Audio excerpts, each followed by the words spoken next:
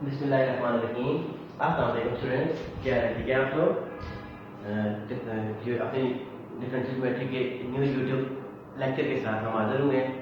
तो इससे पहले भी हमने काफ़ी ज़्यादा काम किया हुआ है डिफरेंशियल ज्योमेट्री के बारे में कि हमारे पास कर्वेचर क्या होता है, कर्व क्या होती है, कर्वेचर क्या होता है, बेंडिंग ऑफ कर्व क्या होती है, फिर उसके बाद टॉर्शन क्या होता है हमारे पास। तो हमने लास्ट लेक्चर में हमने काम किया था कि हम कहते थे कि हमारे पास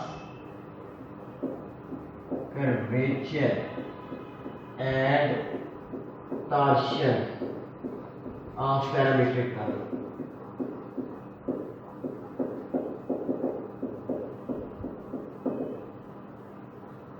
Curvature and torsion of parametric curve. तो अब सबसे पहले हमारे पास मैंने आप लोगों को बताया था कि पैरामीट्रिक कर्व कौन सी होती है जिसमें एक आध पैरामीटर इन्वॉल्व आ जाए, कोई अलग से पैरामीटर इन्वॉल्व हो जाए। तो मैंने आपको दो चार चीजें बताई थी। आर प्राइम ये हमारे पास किसके इक्वल होता है, d r by d s के इक्वल होता है। आर डॉट ये हमारे पास d r by d u d r by d theta d r by d g, जो भी हमारे पास पैरामीटर होता था उस पैरामीटर के साथ हम जब वैल्यूज फाइंड आउट करते थे तो वो हमारे पास आर डॉट के इक्वल होता था। आर डॉट को हम लिख सकते थे बेटा कि r dot is equal to d r by d s dot d s by d u कर देते। तो इसको हम पैरामीट्रिक कर्व को सॉल्व करते थे बाय यूजिंग चेन रूल। तो ये जस्ट आप लोगों को बात क्वेश्चन आपने पिछला किया हुआ तो आप लोगों को क्लियर हो जाएगा। तो हमने जो काम किया था इससे पहले वो हमने काम किया था कर्वेचर का parametric curve.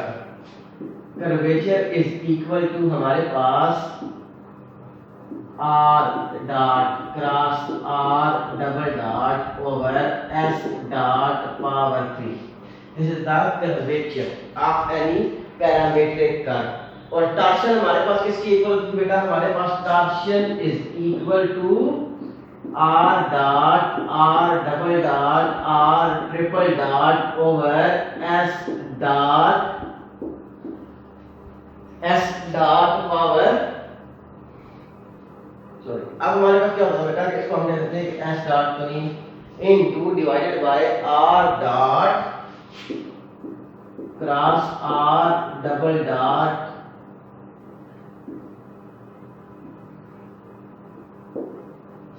scale. This is the formula for torsion. मैंने आपको बताया था कि हमारे पास टॉर्शन किसके इक्वल होता है कि torsion is equal to r dot cross r double dot whole square के इक्वल होता है। तो अब नई चीज हम सीखने जा रहे थे कि हमारे पास इसको हम कहते हैं कि rho is the radius of curvature. इसको हम k is equal to 1 over rho भी लिख सकते हैं। दूसरी साइड पर करते हैं कि रो हमारे पास किसके इक्वल होता है, this is the radius of curvature. Radius हमारे पास क्या होता है कि अगर उसी का रेडियस हम डिवाइड कर दें तो हमारे पास क्या आ जाएगा कि वो हमारे पास उस कर्वेचर का रेडियस आ जाएगा। मैंने बताया था कि रेडियस ऑफ कर्वेचर क्या होता है। और एक हमारे पास होता है बेटा, हमारे पास हम उसको बोलते थे sigma. Sigma is the radius of torsion. Sigma is the radius of torsion। तो इन्हीं से रिलेटेड हम एक काम करेंगे बेटा कि सबसे पहले हमारे पास क्या गिवन था, कहता है कि find the point of intersection. इसी तरीके से क्वेश्चन आपको आएंगे, एक क्वेश्चन में सॉल्व करता हूं, बाकी आप लोगों ने खुद सॉल्व करनी है कि find the point of intersection of a surface. Find the point of intersection of a surface। एक सरफेस है, सरफेस कौन सी हमारे पास गिवन है, x square minus y square. x square minus y square is equal to c square. ये हमारे पास कौन सी सरफेस गिवन थी, and y is equal to, ये हमारे पास दो पॉइंट ऑफ इंटरसेक्शन सरफेस और एक हमारे पास इक्वेशन ऑफ लाइन गिवन है, y is equal to x and y is equal to x tan hyperbolic z over c। This is the equation of line. Line होती है हमारे पास ये x plus c की इक्वेशन ऑफ लाइन। तो अब हमने क्या करना था कि एक सरफेस थी और एक लाइन हमारे पास इंटरसेक्ट कर रही थी।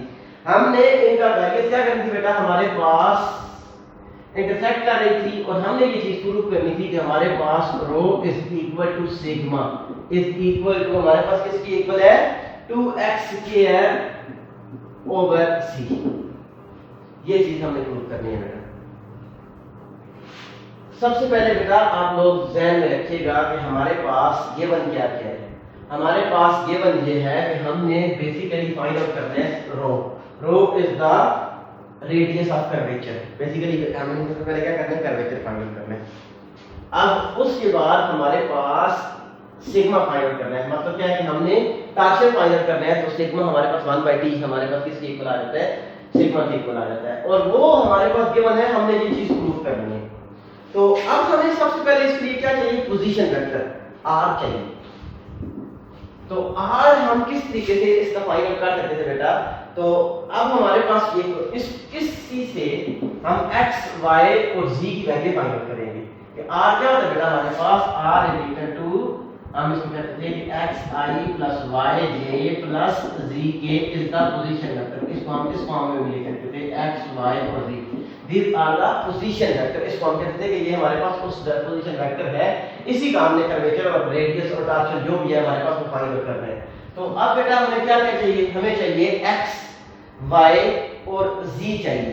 तो अब हमारे पास क्या था बेटा कि हमारे पास एक इक्वेशन 9 गिवन थी, y is equal to x tan hyperbolic z over c।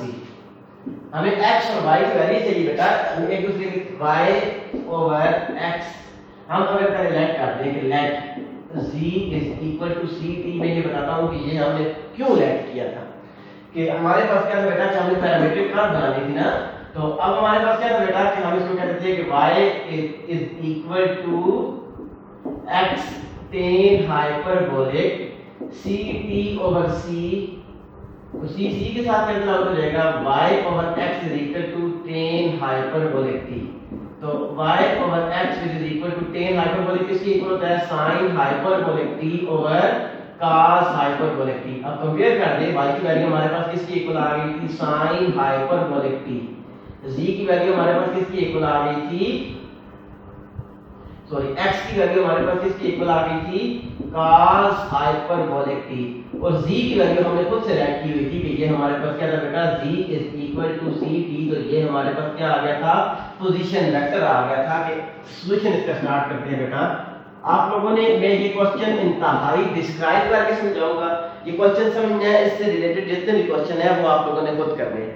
तो अब हमारे पास इसमें सारे के सारे कांसेप्ट आ जाते हैं, जितने भी कांसेप्ट यूज होते हैं आपके radius of transition, radius of curvature torsion. अगर आप लोगों को नहीं भी समझ आई तो ये आप लोगों के सारे कांसेप्ट क्या हो जाएंगे बेटा, सॉल्व हो जाएंगे। तो अब हमारे पास क्या था बेटा, हमने क्या किया कि x की वैल्यू हमारे पास क्या आ गई थी,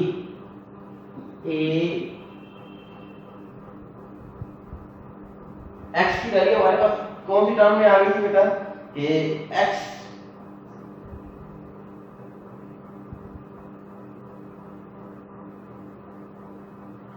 तो एक और टर्म भी हम इसको क्या कहते थे बेटा कि हमारे पास छोटी सी मिस्टेक हम कर रहे थे कि अगर हम क्या करते बेटा कि c को c डिवाइड कर दें तो ये भी हमारे पास क्या है, कैसे हो जाएगा, हमारे पास काम कोई काम आ जाएगी कि हमारे पास जस्ट इधर हमारे पास एक कांस्टेंट भी इंट्रोड्यूस करवाने का मकसद कोई भी नहीं है कि हमारे पास जब हम इसका एक डेरिवेटिव लेंगे दूसरा डेरिवेटिव लेंगे तो ये हमारे पास c उसी के साथ मौजूद रहेगा। क्योंकि हमारे पास ये जो फंक्शन थे ये कैंसिल आउट तो नहीं होंगे। ये हमारे पास कहने का मकसद ये था कि हमने ये चीज प्रूव करनी है, इस वजह से हम इसकी तरफ आए थे क्योंकि हमारे पास c हमने खुद से इंट्रोड्यूस करवाया था।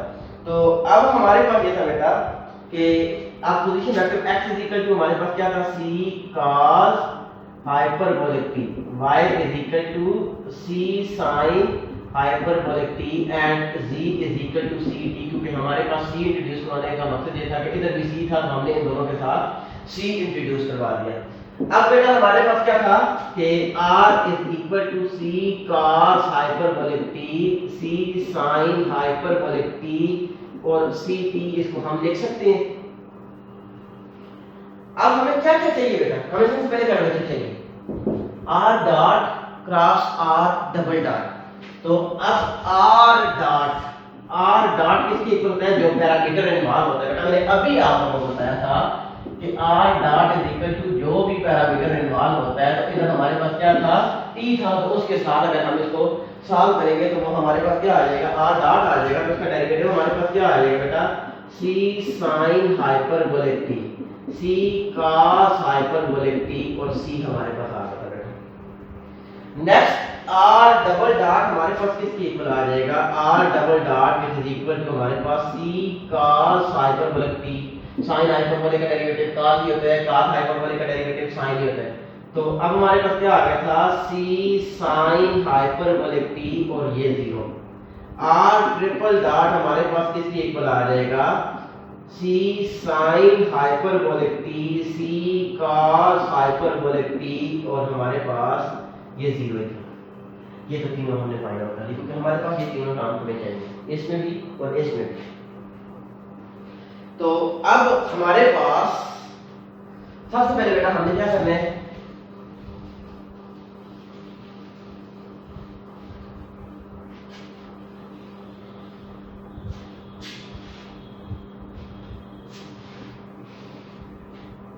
फॉर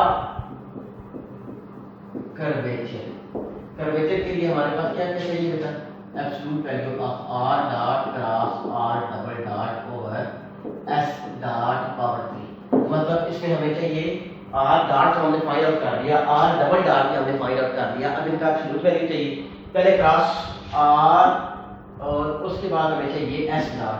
अननोन पैरामीटर कौन कौन से थे, s डॉट। तो अब हमारे पास फॉर s डॉट के लिए हमें ये वैल्यूज चाहिए बेटा कि हमारे पास r डॉट किसके इक्वल होता है, dr बाय dt। तो हम इसको लिख सकते थे dr by ds dot ds by dt। Parameter हमने चेंज हमने लगा दिए। तो अब हमारे पास ये किसके इक्वल आ गया था, r प्राइम, ये किसके इक्वल आ गया बेटा, r प्राइम के इक्वल आ गया था ना। तो r prime dot s dot ds by dt हमारे पास किसके इक्वल आ गया था, s डॉट के इक्वल आ गया था। तो अब r प्राइम हमारे पास किसके इक्वल होता है बेटा, r prime is equal to t dot s dot. r prime silent character मतलब हमारे पास r prime is equal to t। तो t डॉट हमारे पास क्या आ गया था बेटा, s डॉट आ गया था। तो हम क्या चीज लेकर चले थे, हम इसको लिख सकते हैं बेटा कि हमारे पास r dot is equal to t dot s dot. तो अब हम क्या करते हैं बेटा, अगर दोनों साइड पर एब्सोल्यूट वैल्यू लगा दे, t dot s dot absolute value, तो r डॉट की absolute value is equal to absolute value of t absolute value of s dot. अब ये तो हमारे पास डिस्टेंस है, डिस्टेंस हमेशा पॉजिटिव ही रहते हैं, क्योंकि नेगेटिव डिस्टेंस हम कभी नहीं कह सकते, हम कहेंगे कि हमने मूव किया था। तो अब हमारे पास क्या करेगा, हम इसको कहते थे कि unit normal tangent normal y normal की डॉट वैल्यू हमारे पास इसके इक्वल होता है 1 के इक्वल होता है। तो s dot is equal to r dot का एब्सोल्यूट वैल्यू। तो r डॉट हमने फाइंड आउट किया था बेटा, ये चीज इसकी एब्सोल्यूट वैल्यू का मतलब ये था कि x यूनिट वेक्टर का x कंपोनेंट का square c square sin hyperbolic square t plus c square cos hyperbolic square t, ये हमारे पास आ गया था बेटा, प्लस z कंपोनेंट का स्क्वायर। तो अब हम इसको लिख सकते थे बेटा कि ये हमारे पास किसके इक्वल आ गया था, कि हम इसको क्या कहते थे कि अगर s dot is equal to c square common ले लें तो हमारे पास किसके इक्वल आ गया बेटा, sin hyperbolic square t plus cos hyperbolic square t plus 1 बोला टर्म का हमारे पास आ गया था बेटा। अब sin हाइपरबोलिक स्क्वायर t इसको हम क्या कहते हैं बेटा कि ये हमारे पास किसके इक्वल था,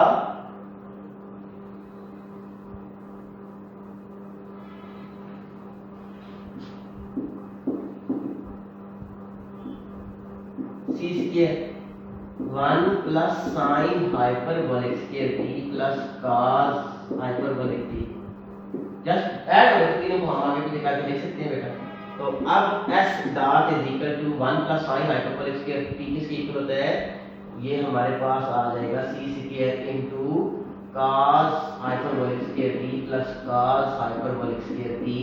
तो अब s dot is equal to c square into cos hyperbolic square t, ये टर्म हमारे पास आ गई थी बेटा। तो हम इसको लिख सकते थे s dot is equal to under root 2 c cos hyperbolic t, ये हमारे पास s डॉट की वैल्यू आ गई कर्वेचर में फाइंड आउट करने के लिए।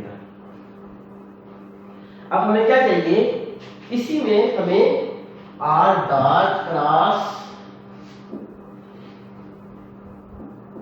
r डबल डॉट के शुरू करनी चाहिए। तो सबसे पहले बेटा हम इसको क्रॉस करके फाइंड आउट कर लें। ये हमारे पास किसके इक्वल होता है बेटा, i j k, ये टर्म हमारे पास आ गई थी, ठीक हो गया बेटा। अब r डॉट की जो आइगन वेक्टर थे हमारे पास किसके इक्वल आ जाएगा बेटा, हमारे पास c sin hyperbolic t, c sin hyperbolic t, c cos hyperbolic t, और हमारे पास क्या आ गया था, c हमारे पास आ गया था। इधर हमारे पास r डबल डॉट की c cos hyperbolic t, c sin hyperbolic t और 0 हमारे पास आ गया था बेटा।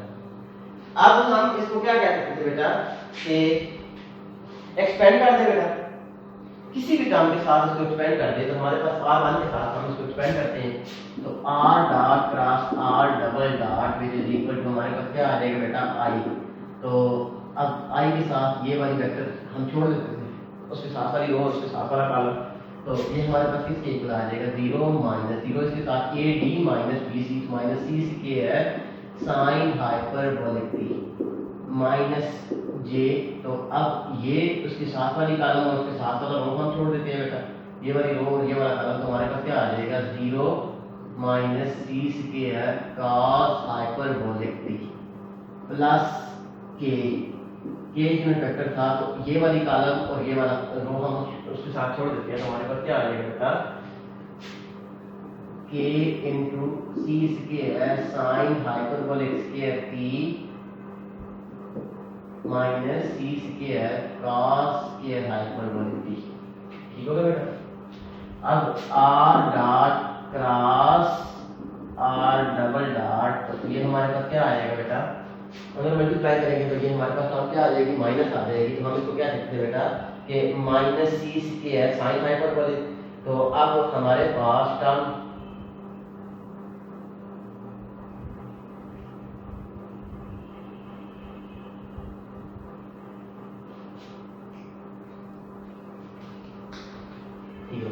तो minus c square sine hyperbolic t into i unit vector plus c square minus minus plus c square cos hyperbolic t j unit vector. तो sine minus अगर कॉमन लेंगे बेटा, minus into c square common ले लेंगे, तो cos hyperbolic t हमारे पास क्या आएगा, minus sine hyperbolic square cos hyperbolic square minus sine hyperbolic square किसके इक्वल होता है बेटा, plus into minus c into 1 into k unit vector. ये हमारे पास आ रहा है, ये हमने फॉर्मूला ओपन कर दिया।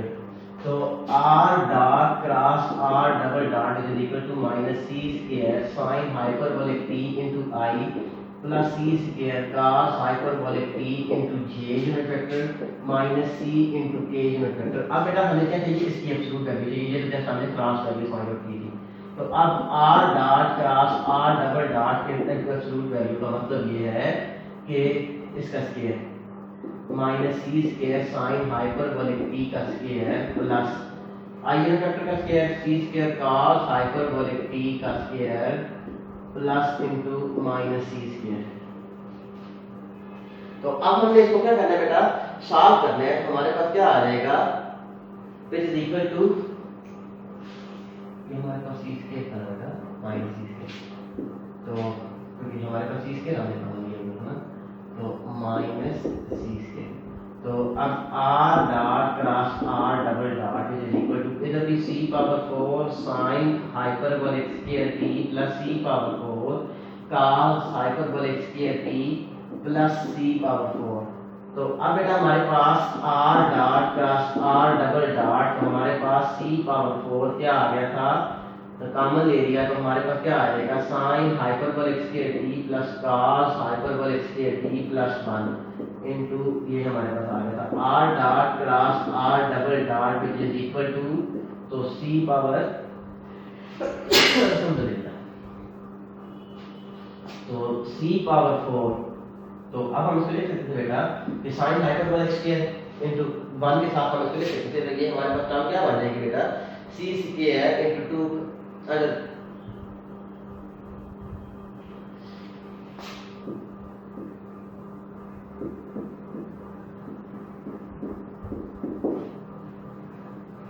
One plus sine square hyperbolic, जिस तरीके से हमने इधर किया था बेटा कि ये हमारे पास 1 plus sine square hyperbolic t इसकी इक्वल होता है cos हाइपरबोलिक स्क्वायर t का 1 cos hyperbolic square plus cos 2 cos hyperbolic square, तो अंडर रूट हमारे पास इस पर अंडर रूट अप्लाई करेंगे तो अंडर रूट c पावर 4 क्या आ जाएगा, c स्क्वायर आ जाएगा, इधर हमारे पास 2 बचेगा under root 2 cos hyperbolic t, ये हमारे पास आ गया था r dot cross r double. तो अब हमारे पास सबसे पहले हमें क्या चाहिए बेटा, हमें कर्वेचर चाहिए। कर्वेचर किसके इक्वल होता है, कर्वेचर मैंने आप लोगों को अभी बताया था कि r dot cross r double dot over s dot power 3 formula लिखा हुआ है, जस्ट मैं सॉल्व करता हूं बेटा। तो अब हमारे पास कर्वेचर क्या आ जाएगा बेटा, कर्वेचर इज इक्वल टू, तो हमारे पास c square into under root 2 cos hyperbolic t over, हमारे पास क्या आ जाएगा बेटा, ओवर हमारे पास क्या था s डॉट पावर 3, तो s डॉट हमने फाइंड आउट किया था, इसकी पावर 3 हमारे पास क्या आ जाएगा बेटा, under root 2 c cos hyperbolic t power 3, तो k हमारे पास क्या आ जाएगा, c square under root 2 cos hyperbolic t over, तो अब हम इसको लिख सकते हैं बेटा कि 2 की power 3/2 into cos hyperbolic t cube. इधर भी हमारे पास क्या था बेटा, c मौजूद था, इधर भी c मौजूद था, एक c इसके साथ कैंसिल हो जाएगा, 2 की पावर 1/2 माइनस 3/2, तो 1/2 माइनस 3/2, तो हमारे पास क्या आ जाएगा, 2 1 minus 3 is equal to minus 2/2, तो हमारे पास माइनस 1, तो इधर हमारे पास 2 की पावर क्या आ जाएगा, 2 की पावर माइनस 1, c क्या हो जाएगा बेटा, हमारे पास एक c इसके साथ कैंसिल, क्यूब इस cos हाइपरबोलिक क्यूब के साथ कैंसिल, तो बेसिकली हम किसकी तरफ मूव कर रहे थे बेटा हमारे पास, तो अब हमारे पास क्या आ जाएगा, under root 2 over 2 under root 2,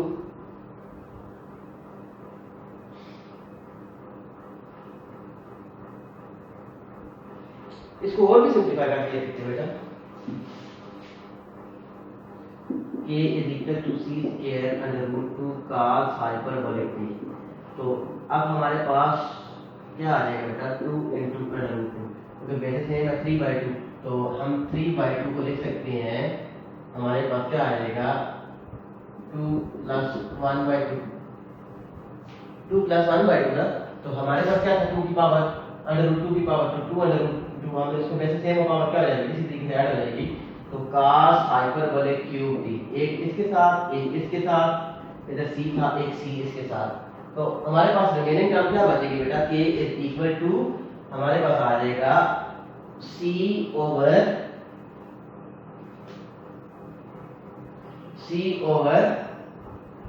2 cos hyperbolic square t, ठीक होगा बेटा।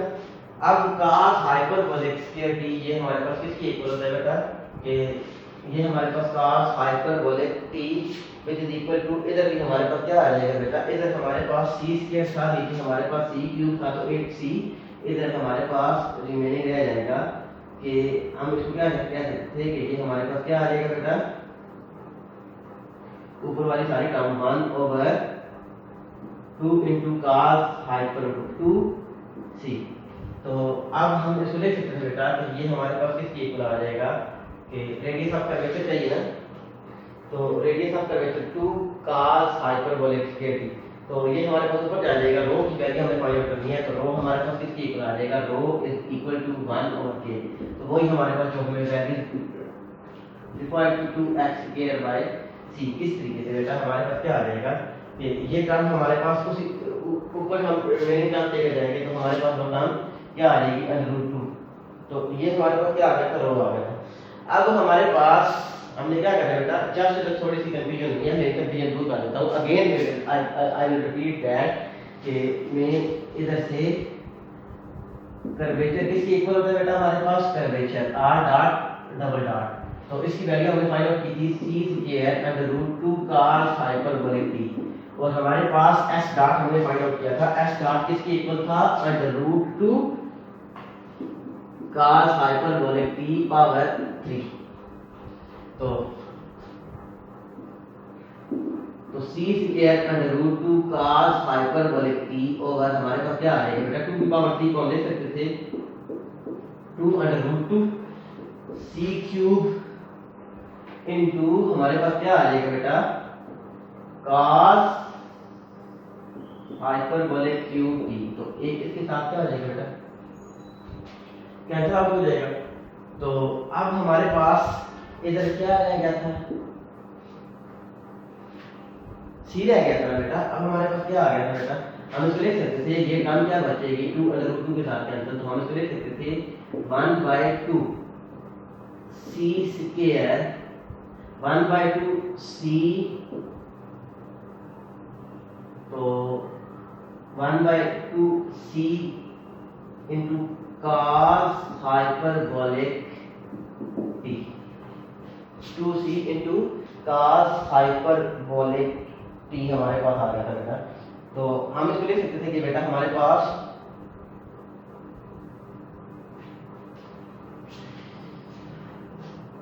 रो किसके इक्वल होता है, रो इज इक्वल टू 1/k। तो ये ऊपर term 2c cos hyperbolic t। तो अब हमारे पास रो क्या चाहिए बेटा, हमें रो की वैल्यू चाहिए 2x है। तो अब हम इसको ले सकते थे बेटा कि ये हमारे पास क्या आ जाएगा, c cos हाइपरबोलिक स्क्वायर था ना, तो हम इसको क्या सकते थे बेटा, ये हमारे पास टर्म क्या लेने रेडी थी कि इज इक्वल टू, हम इसको लिख सकते थे कि rho is equal to 2 into c cos hyperbolic t whole square. इधर सिर्फ एक c था क्योंकि हमने ऊपर स्क्वायर किया, तो नीचे भी हम c क्या कर देंगे बेटा, डिवाइड कर देंगे। तो ये किसकी वैल्यू थी, x की वैल्यू थी ना c cos हाइपरबोलिक t, तो विच इज इक्वल टू हमारे पास क्या आ जाएगा 2 into x square by c। यही चीज हमने प्रूव करनी थी। अब बेटा हमारे पास नेक्स्ट है, एक दफा देख से बेटा, उसके बाद हम इसको रिपीट करते हैं, इसके बाद हम टास्क की तरफ मूव करते हैं। तो हमारे पास टास्क में हमें क्या क्या चाहिए था बेटा, ये मैं रफ कर देता हूँ बेटा।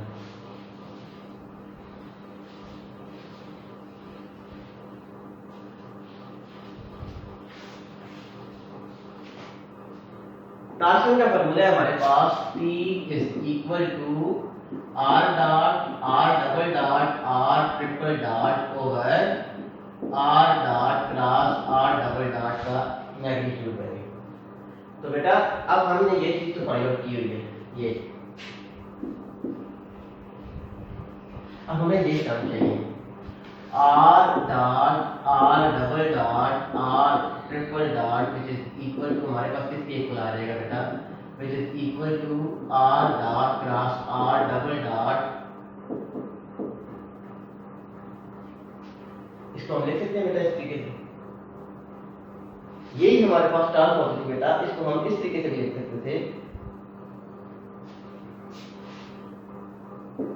r double dot cross r triple dot.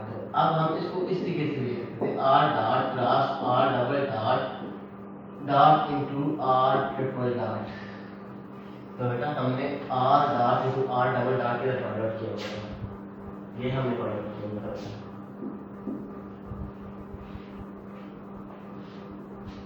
ये देखो तो हमारे पास क्या आ जाएगा बेटा, अगर हम इसको इस फॉर्म में लिखें minus c square sine hyperbolic t, हमारे पास सी स्क्वायर कास हाइपरबोलिक टी और माइनस सी स्क्वायर डॉट और ट्रिपल डॉट हमारे पास क्या है बेटा, ये टर्म थी ना कि सी इंटू साइन हाइपरबोलिक टी, सी इंटू कास हाइपरबोलिक टी, और हमारे पास क्या आ गया था बेटा 0, c into sine hyperbolic t, c into cos hyperbolic t, और तीसरी टर्म हमारे पास क्या है 0। डॉट प्रोडक्ट करते बेटा i डॉट i, तो हमारे पास क्या आ जाएगा minus c cube sine hyperbolic t plus c cube cos hyperbolic t plus 0 minus c square, तो हमारे पास क्या आ जाएगा बेटा सी क्यूब अगर कॉमन ले ले तो cos hyperbolic t minus sine hyperbolic t हमारे पास आ गया था।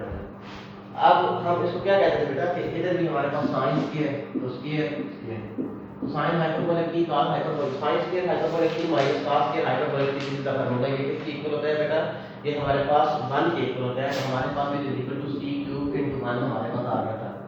तो अब हमें क्या चाहिए बेटा टॉर्शन, टॉर्शन किसके इक्वल होता है, ये हमने फाइंड आउट किया था c क्यूब ओवर r, हमारे पास क्या आ गया बेटा c square under root 2 cos hyperbolic t,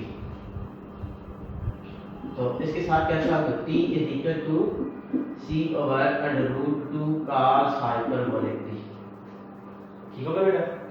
तो अब रेडियस ऑफ टॉर्शन किसके इक्वल होता है सिग्मा, तो under root 2 cos hyperbolic t over c, हमें क्या चाहिए बेटा 2x स्क्वायर बाय c। तो अब हम क्या कर सकते हैं बेटा कि अगर हमारे पास क्या टर्म में क्या जाएगी बेटा कि हम इसको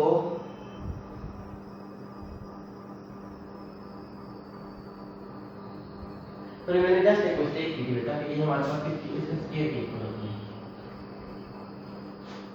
इसकी स्क्वायर के इक्वल होती है बेटा। तो अब हमारे पास ये टर्म क्या आ जाएगी बेटा कि स्क्वायर जब हम इसका ओपन करेंगे तो हमारे पास ये टर्म क्या है स्क्वायर स्क्वायर के इक्वल होता है, ये फार्मूला रेडी का था तो स्क्वायर, तो अब हमारे पास क्या आ जाएगा बेटा c cube over under root 2 into cos,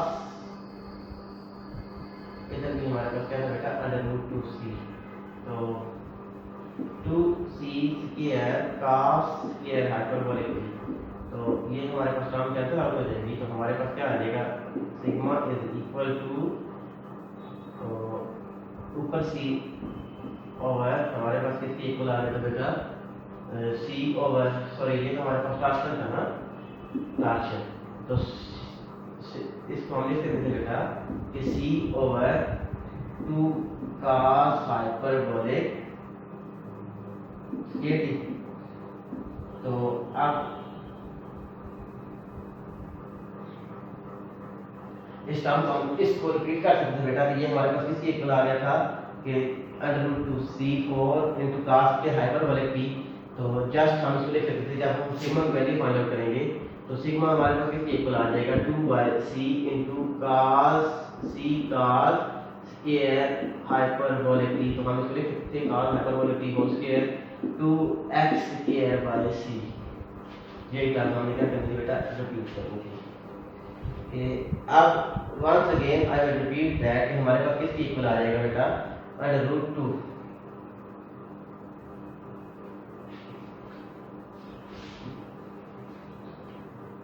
t is equal to, ये हमारे पास क्या आ गया बेटा c क्यूब, तो अब हमारे पास under root 2 c square cos hyperbolic t cos square ये चीज, तो हम c cube over under root 2 का स्क्वायर तो 2 c पावर 4 c का स्क्वायर तो cos स्क्वायर हाइपरबोलिक t, ये हमारे पास टर्म आ गई बेटा, जस्ट यू कंफ्यूजन आ गया वो मैं रिपीट आपको खत्म कर देता हूं कि ये हमारे पास आ गया था बेटा, तो हम इसको लिख सकते थे t इज इक्वल टू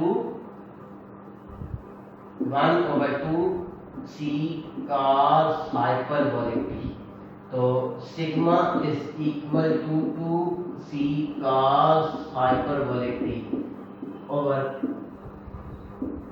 तो अब हमारे पास क्या था बेटा कि हमारे पास नीचे वन तो सी अगर काम मल्टीप्लाई और डिवाइड कर दे तो ये हमारे पास क्या आ जाएगा बेटा, इधर सी स्क्वायर बन जाएगा, तो ये हमारे पास किसके इक्वल आ जाएगा 2 x स्क्वायर बाय सी। ये चीज हमने क्या करनी थी, प्रूव करनी थी। एक क्वेश्चन में बेटा हमारे पास पांचों फार्मूला 6-7 फार्मूला जितने भी हमारे पास इस क्वेश्चन से रिलेटेड फार्मूला थे वो मैंने आप लोगों को करवा दिए बेटा।